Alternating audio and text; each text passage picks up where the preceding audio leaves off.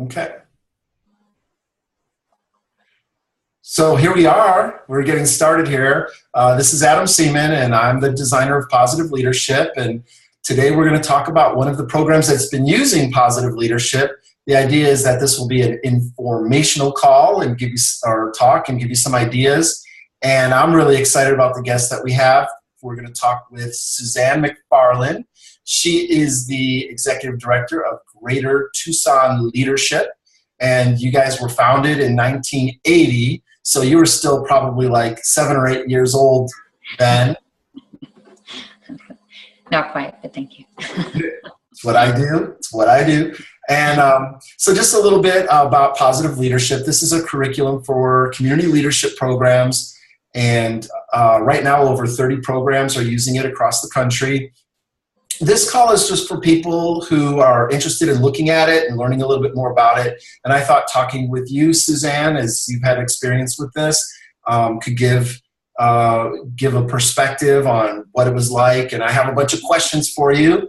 And so before we get into that, I thought it'd be great for you to tell us a little bit about yourself and your program and things like how many participants do you have, how many meetings, do you do a kickoff retreat, and you know, what do you do at your meetings and that kind of stuff. So take it away. So our program, Greater Tucson Leadership, was founded, as you said, in 1980. At the time, it was a program of the Tucson Metropolitan Chamber of Commerce. About maybe 7 years into the program, the chamber decided not to have the program anymore. So the alumni of the program said, this is such a great service to our community. We want to continue this program. They formed a nonprofit organization under which we are still operating.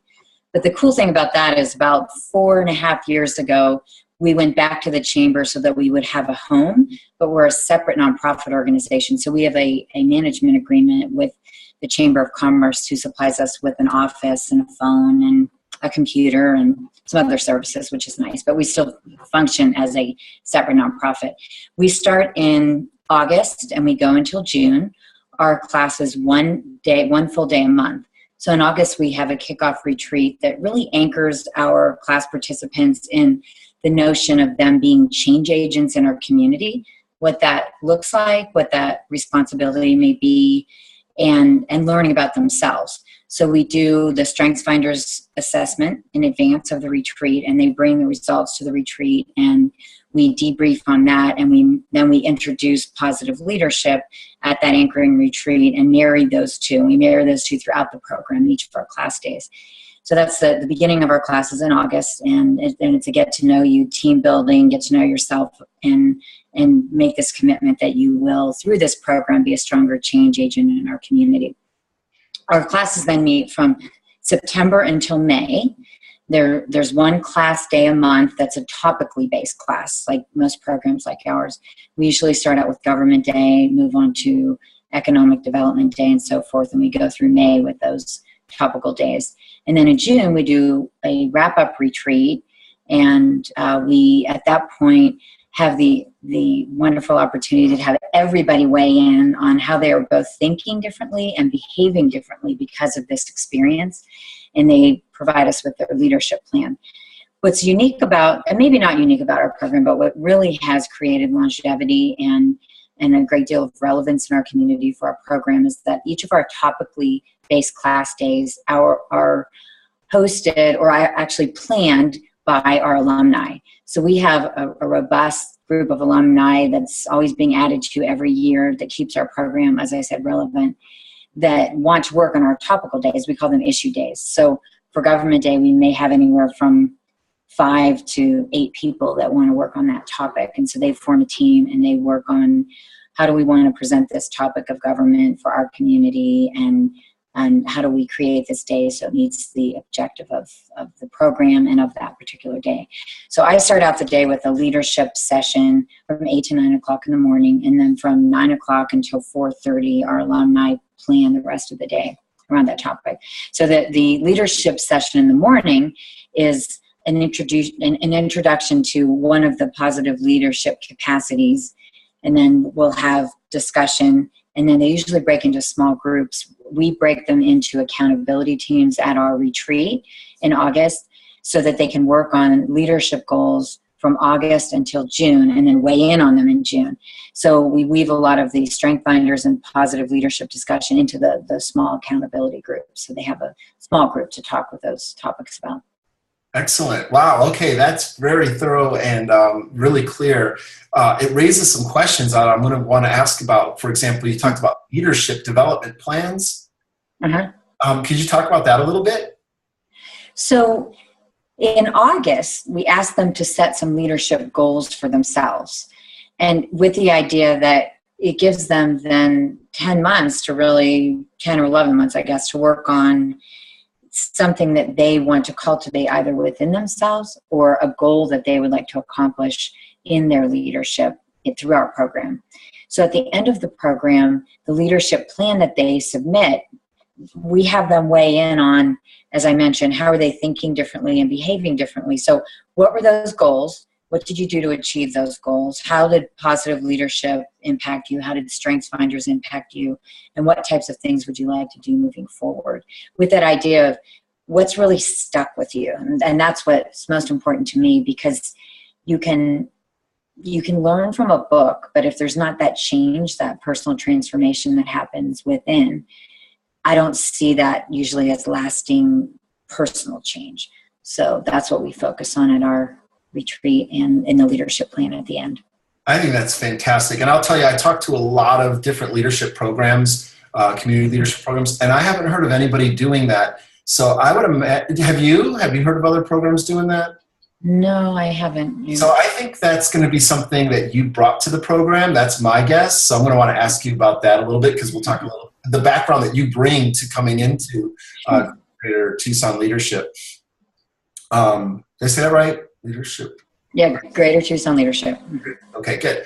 So, can you give some examples of the kind of things somebody might put on their leadership development plan? So the plan that they turn in, as I said, talks about the goals that they had already set.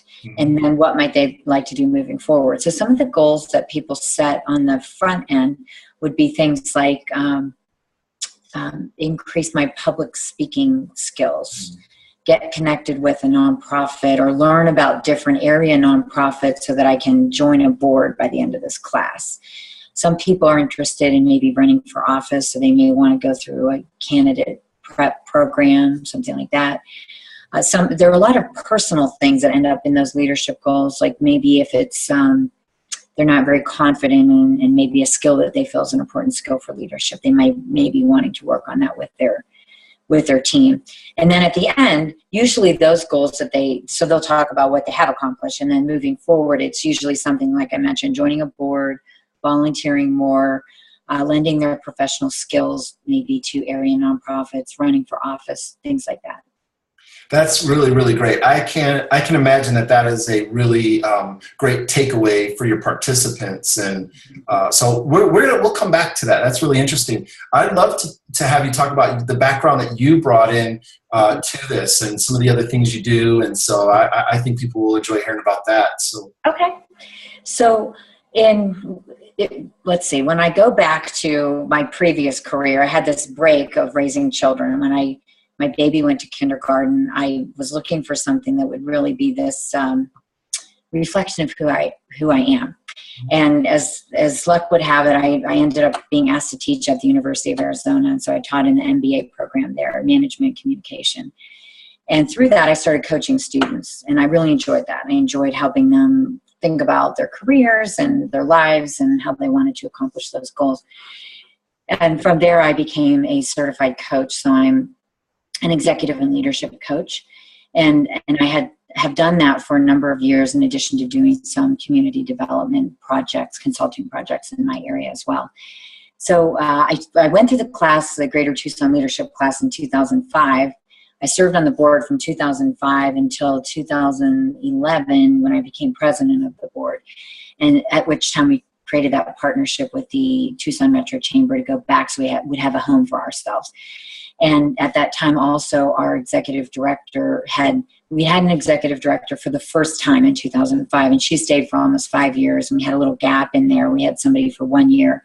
And at that time, I thought with my assortment of skills, that could be something that I could do in addition to my coaching practice. So in 2011, I became, at the end of 2011, became the executive director of our program after, as I said, having served on the board for a long time. So I've been associated with Greater Tucson Leadership, which we call GTL, since 2005. Yeah. So outside of that, so I do work as the executive director part-time, and outside of that, I do executive and leadership coaching. And my clients are very diverse. I tend to work with a lot of analytical folks in my coaching practice, which is really interesting to me.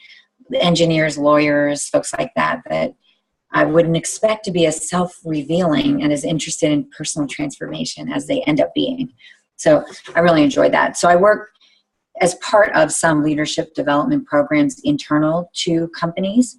And then I have some private clients as well too. And then I work in the areas of leadership development internal to companies, executive coaching, and then I do some executive leadership team, not team building, but building strong teams. That's really, yeah, that's fantastic. I mean, I can imagine how all of that experience as a faculty member, as a life and executive coach, sounds more like business coaching and executive coaching, and then you bring this into the program that you've already experienced as a participant, as a board member, as president, and now executive director. So I can see how things like that leadership development plan is something that you want to infuse into the program.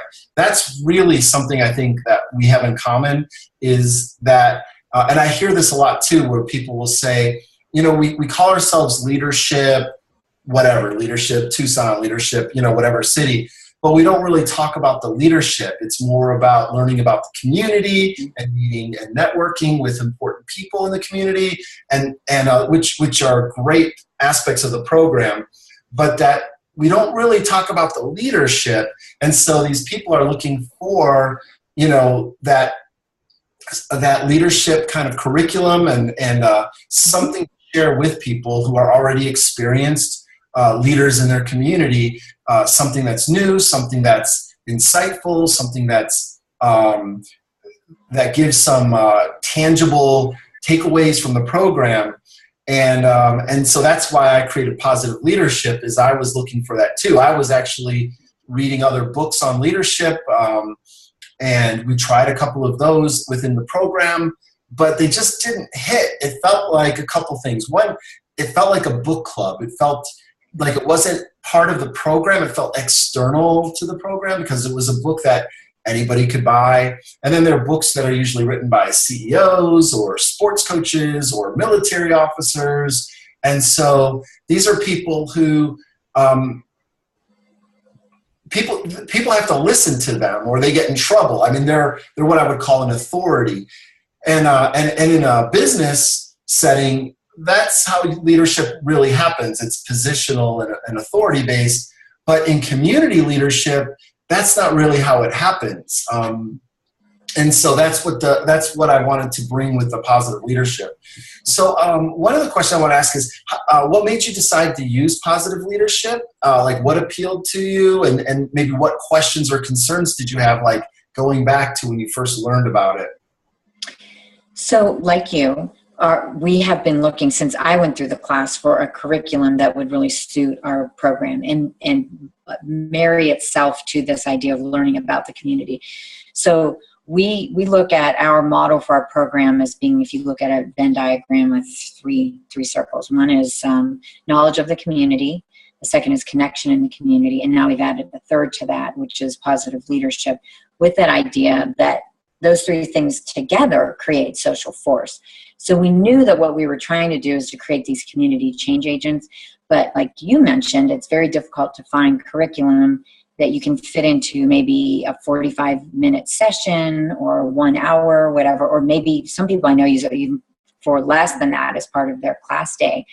And that would be relevant to what we're trying to do, which is to inspire people to be able to start initiatives, lead initiatives, measure their results, and create impact in their communities. So we also had tried other curriculum, and we were looking for something. So, and I don't really remember how we ran across you, but I think it was through the ALP, Association of Leadership Programs. And I was so excited to find you, knowing that you also had gone through a program, served on a board, or also an executive leadership coach, that I figured would have a similar mindset or approach that I might have. So I really like the curriculum from the standpoint that it's actually designed for what we're executing and for programs like ours throughout the country. And we also really like the fact that we can break it down to an individual capacity at the different sessions so that we can focus on one aspect of it. And like you said, it's not really like a book club or anything like that where you read a chapter. Now we're going to talk about the chapter, but we're asking them to read a chapter and really work on that particular capacity themselves. So that works really well for us. And in marrying that with Strengths Finders, because this is such a strengths-based approach to leadership, it works well for us to have the Strengths Finders assessment, do some Strengths Finders activities alongside with the positive leadership activities that we do at our sessions. Fantastic. Yeah. So you use this word social force, or this phrase, social force. How do you explain social force to people? So I equate that to impact. So for people that haven't read the Positive Leadership book, I would just say we, under this model, look at leadership as social force, and that would mean impact. And that seems to help people get it. That's great. Yeah, that's kind of the angle of positive leadership that I think diverges from a lot of other leadership books, where they talk about leadership as a title, role, or position, or they talk about it as a personality trait you either have or you could develop. And so it's an unusual angle to approach leadership from that. It's a social force that we could tap into or not. It's that leadership doesn't really exist within us. It's the choice or that moment of accountability to try to make an impact, as you say. And then in another moment, somebody else could join us in making that impact. So it's not like I'm always the person at the front of the room, or it's about my ego, or about, you listening to me and all of the kind of things that we associate with leadership. Some of the negative things we associate with leadership, like, the person who's at the front of the room and that everybody's kind of, having to acquiesce to. And so that it's this idea that that social force happens whenever people come together, and we can choose to tap into it or not. And that leadership is more than a title, more than a trait. It is a choice. And some things, you could try to make me a leader of that I don't really feel accountable for. And then there's some things that just animate me and make me feel excited, or I want to be accountable for it. And so this is what leadership means, is that we could channel social force. It's already there. We could just tap into it and channel it to move it and move things in certain directions, move our communities in different directions. And that the capacities that we talk about, the 7 capacities of positive leadership, are really ways to amplify that social force. Some of the programs, they think that the star of the show, of positive leadership at least, are the capacities, but really the capacities are the supporting cast behind this idea of social force. I was just wondering, how do your participants receive that idea of social force? Do they have a trouble with understanding it? Do they like it, or somewhere in that range? Well, I think in first introducing that at the class retreat, they don't really know exactly what I'm talking about, because I'm only just introducing it, and then they read the introductory chapter after that. But once they start getting connected to the capacities and really understand that we're trying to inspire this change within them so that they have a greater capability to create impact, then they get that. And they also do a class project as far as our class, and we give that to them as an exercise in creating social force. So they really ingrain that as they work through a class project as well. They're thinking in the back of their minds all the time, well, how can we create the greatest impact through our class project? That's great. So then, by over the course of the program, does their idea of social force evolve? Do they embrace it more? Does it shape the way they view leadership? I'm sure, and I can't. And the only thing that maybe I can measure that by is when we have the final retreat and that we go around the circle. It takes several hours to do it, and everybody weighs in on how they've changed, and that's where I see more examples of social force coming to play, or the conversation around that for them personally. Great. Very cool.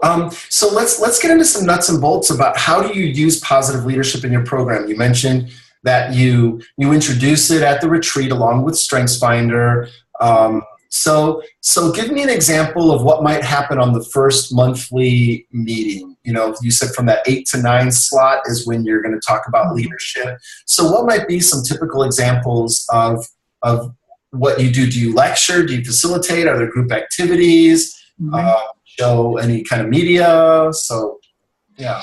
So typically I would start out with a few slides. I don't do a lot of slides, but a few slides just going over that particular capacity for the month. And then we have some discussion. So I will give them some questions to think about in advance, and then I'll ask them those questions. Things like, when have you seen an example of this? A leader, anybody demonstrating this particular capacity? What was the impact on you as they demonstrated that capacity? How might you grow that capacity? Things like that. So we'll have those types of questions that we'll talk about in a group up front. Oftentimes I'll share an example that I might have that illustrates that capacity, and I'll ask them for examples as well too. So what might be an example and that you can share as well. And then I break them down into the smaller groups, and I'll give them either an exercise or some questions that they ponder, and then we'll come back and share at the end of that 50-minute or so period that we work on positive leadership. And as I said, I also weave in the StrengthsFinder. So sometimes the question might be, how do your strengths either amplify this particular capacity, or how might they get in the way? That's great. And that's helpful for them as well too.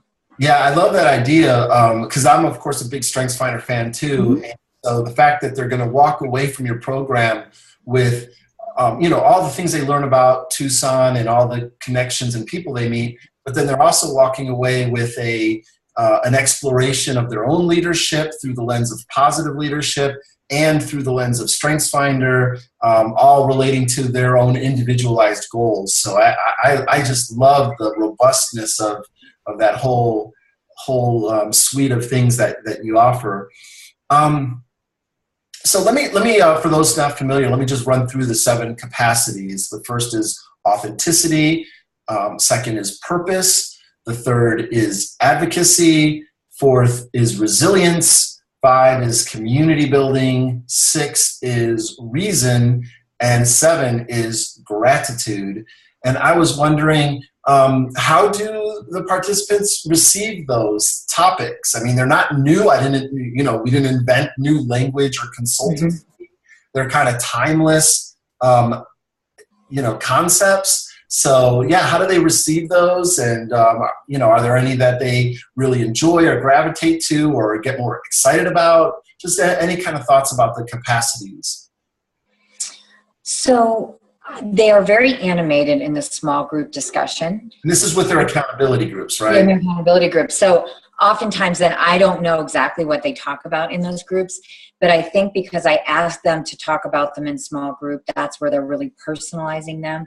And I don't think any of them are concepts that they would say I'm either not familiar with, or they may at the same time be saying, I am familiar with that, but I've never thought about that in terms of my leadership, or thought about how do I build that within myself.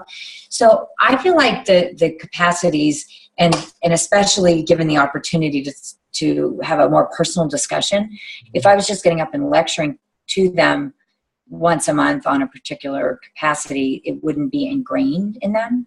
but because they have the opportunity to talk about those, and the expectation is that they're going to be coming to share examples and to share their thoughts on how that's maybe played out in their life, then I feel like they are beginning to really incorporate that into their leadership style.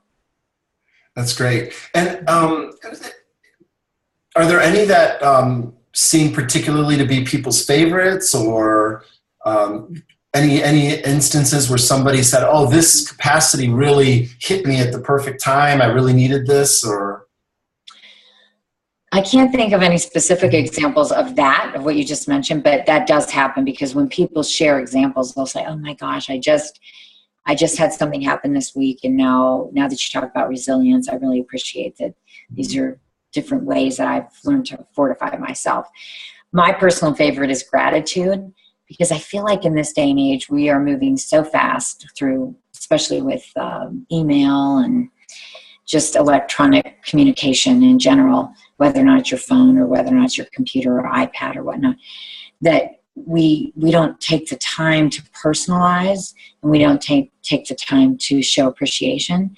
And I think to really bring home that is such an important part of leadership, I think is touching to people. And that's the one where we hear a lot of really lovely stories about gratitude. And I like that one because I'm really big into that, especially with our organization. We have so many supporters for our organization. Like programs like ours really are dependent upon sponsors for our class days. We put on a big gala, sponsors for those, the employers that maybe send folks and pay their tuition, the individuals that come on their own and pay their own tuition, all support our organization so that we can continue year by year to put on this class and be this service to our community. So I work really a lot to try to come up with different ways to show appreciation. That's great.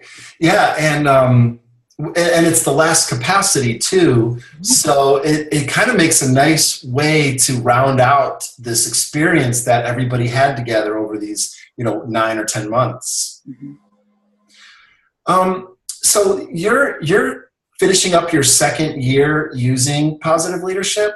Mm-hmm. I was wondering if you could talk about what it was like your first year, if it was like, I don't know how it's going to work out, and we'll just figure it out as we go, or did you have it all mapped out? And then as you went into your second year, did you find that it was easier, or you were able to kind of, do different things with it? So I was just curious if you could talk a little bit about that.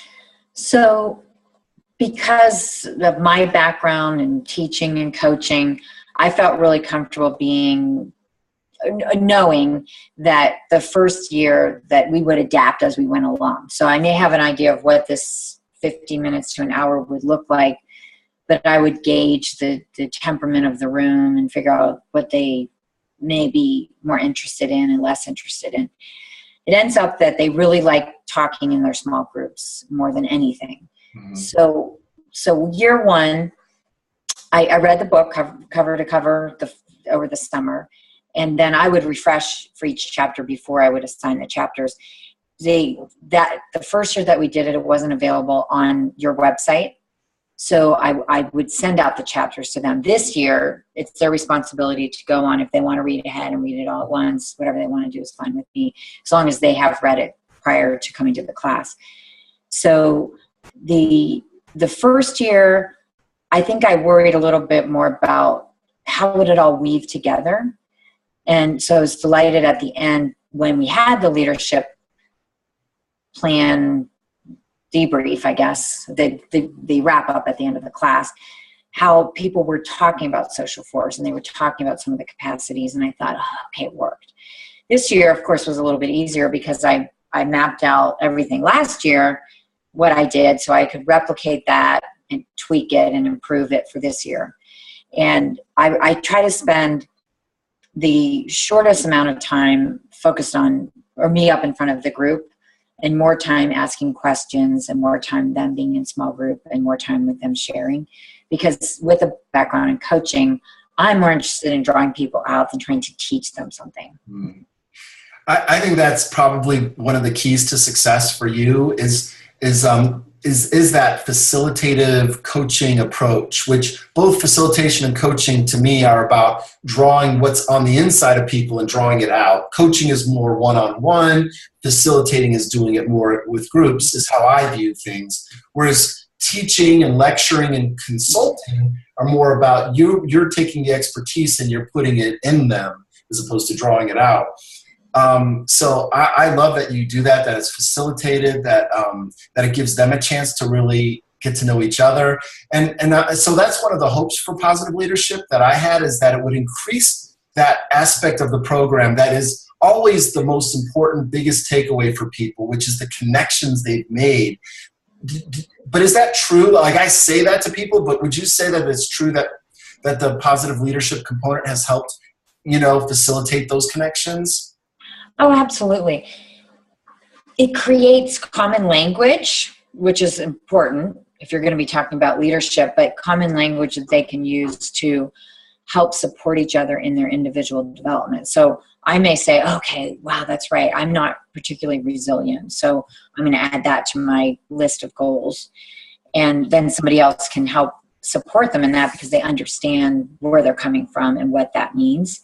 So I think that works really well in the context of the class to create a structure and and common language, and then it all fits into this notion that all of those capacities lend themselves to building social force. Because in the end, that's why they've come. They've come because they have demonstrated interest in community leadership, whether or not they're serving in a community leadership role now or they want to host class.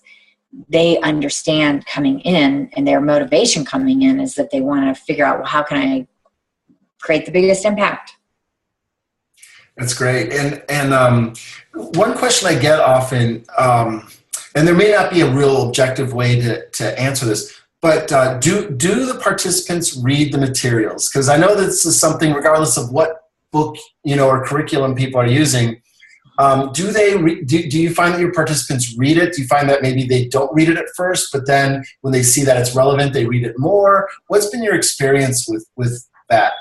It's hard for me to gauge because the leadership session's the first thing in the morning and they tend to be a little quiet. So sometimes I think, do they not read the chapter?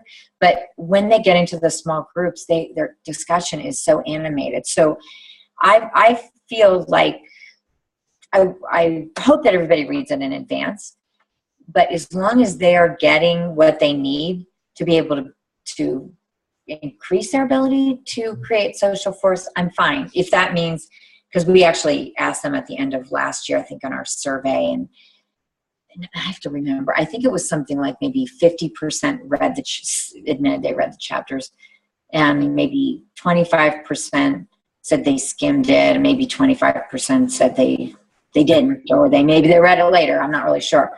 But I figured everybody's getting something out of it.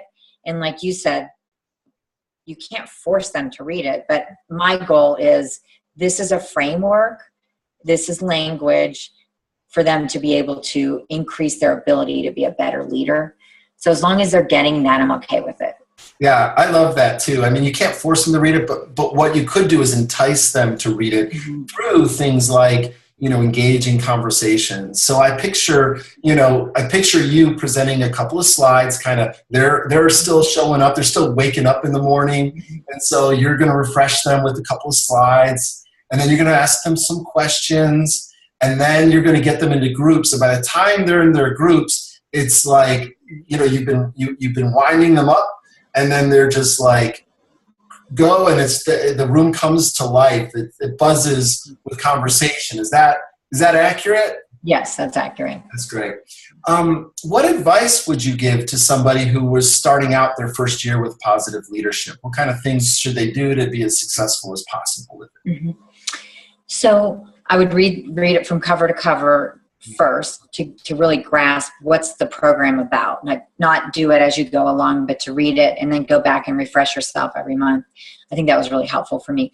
You have a wonderful guide that can help somebody first time to begin to position themselves for how do you plan each of those individual sessions. And I thought that was very helpful. And I definitely used a number of those questions that was it Sari that created? Yeah, Sari. Mm-hmm. Sari. Yeah. And that was very helpful for me as well too. So be thinking ahead, and this is the way I am anyway, and it's probably because of the strengths I bring to the table, but I'm always thinking ahead. What do we want that outcome to be? So with each of the chapters, what do you want them walking away with? So if you can construct whatever portion of your day you're going to use for this leadership development with the outcome in mind, and that's always really helpful. So there's the outcome in mind at the end of the program, and there's the outcome for each of the individual sessions. And for me, it's always been, like I said, how can they walk away a little bit changed inside? And that's how I end up planning each of the sessions that I do, around the activity that they do, around the questions that I ask, that helps them be engaged and helps them be able to, I guess, see the light about each of the capacities during those small group discussions. That's fantastic. And it's kind of the advice that I give to people is I want people to bring themselves to the curriculum. So whoever's the facilitator, I want them to bring themselves. So for you, you have that maximizer theme and that strategic theme. So you're thinking about outcomes and how to get there. And then the positivity and woo, I think, kind of provides that upbeat aspect to it. So that's what you bring to it. And then somebody else may bring, a little different flavor. And I want that to be the case, because the first capacity, authenticity, is all about that. And I want people to model those kind of qualities. Do you share stories about yourself or how you relate to the capacities? I do. I absolutely do. And that sometimes I think, wow, is that really effective for them? It's hard to say, but I think it opens the door. So if I'm willing to be a little bit divulgent of myself, just like any leader, if you have to be able to connect with your audience. So I think when you share a personal /professional story, then it helps the class be more comfortable in divulging themselves. Yeah. I studied communication too, and they call it the dyadic effect, where if I self-disclose, it creates this reciprocal effect where you will also self-disclose. And I think that's one of the ways authenticity helps amplify your social force. When you reveal and you're authentic yourself, it triggers other people to do the same. And that's a very invisible thing happening in the background, but it absolutely can't be discounted. It's so fundamental to the success of a program, and you're modeling that. I think that's really great. So would you say, I guess I don't know a tactful way to say it, do your participants like positive leadership? Is it a good thing for your program? Has it benefited your program and your participants? I think it does. It's hard for me to tell. And now that I think about it, when we did those numbers, it wasn't 25% that didn't read it. I think it was 5 out of the 30. We accept about 35 people in our class. Sometimes we stretch it to 36, 37 or so. And maybe I think it was 5 people out of that said that they didn't regularly read the chapters. So I think at first it looks overwhelming. At first it looks like, wow, I have to read 50 pages or something. And yet it's really spread out in the... Yeah, you can't go by the pages. You can't go by the page numbers. So those that really, well, it's like anything, those that read the chapter in advance, they're going to get more out of it. So I don't have any complaints about positive leadership, but I see the effect that it has on people. So I would say that to me is a success, which is why we've used it again, and we will want to use it again. Very good. Yeah. So in that final product, when you debrief their leadership plans, do they talk about these things? Like I identified that I needed to develop my capacity for advocacy more, or reason more, and here's what I did, and here's what I'm taking away from the program because of it. Yes, that happens. And it's sometimes it's very unexpected. So when we have that wrap up at the end of the program, I'm wowed and I'm very moved by what comes out of people's mouths and the ways that they've changed. But like I said, this positive leadership gives them language and a framework to be able to gauge some of that personal transformation for themselves. And that's great, right? Because positive leadership or strengths finder or any one piece of the program doesn't really make the program. It's all of these pieces and how they fit together. And so, do you find that your participants? I've had some programs say that participants think of the class days as like authenticity day or purpose day, even though they also are arts day or education day. Does that happen at all, or? No, but the alumni who plan the days try to weave it throughout the day. So we'll send the summary chapter to the speakers so that they know in advance that the focus of that day in terms of the leadership capacity or competency maybe that we're trying to develop in people, that's what we're focusing on, so that will come up and be woven in throughout the day. And that's great, because I was just about to ask you about do you just talk about the capacity in the morning and that's it? But you might have a guest speaker who will talk about it. And at the end of the day, do you do like a wrap up at the end of the day? And then does the capacity come up again at the end of the day, where they might have seen examples of purpose earlier in the day, or of gratitude or community building throughout the day? We use that as part of our wrap up as well too, and ask them every time, where have you seen examples of that capacity popping up throughout the day?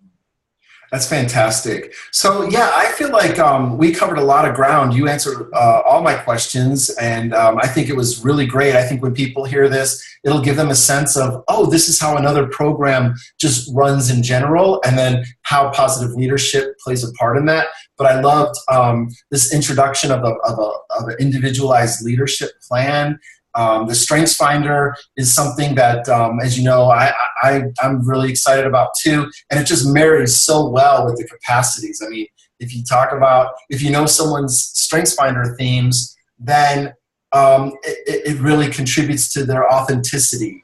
It helps see what's purposeful for them. It helps them see what it is they advocate and how they advocate for things. And I just go through all the capacities one by one, and there's just connections all over the place. So that's really exciting too. So yeah, any final thoughts from you before we sign off on this? Well, I really appreciate all that you put into it. With your background, having been through a program, served on a board, and your keen interest in helping people also, like I am, create some kind of personal transformation. I really appreciate what you've put into that to help aid us in that mission as well. Well, thank you for that. And certainly what drives me is the idea that these community leadership programs, this is what I experienced being in it, but more so being on the board, is you just think about what would Tucson be, or what would Tulsa be if our programs never existed at all. And I really don't like the thought of that. What would it look like if all those people year after year, 30, 40 people every year going through the program, learning about the community, getting involved in the boards, being able to build something together because they've connected with some other graduate from the program. And so I see the work that you do, and what all the other executive directors are doing out there is you're creating a pipeline of leaders to infuse into the community. So I really appreciate the partnership, and I really thank you for taking time today to talk about your experience with positive leadership and all the other wonderful ideas you brought to the table. So we'll sign off there, and again, wanted to say thank you so much, Suzanne. Thank you.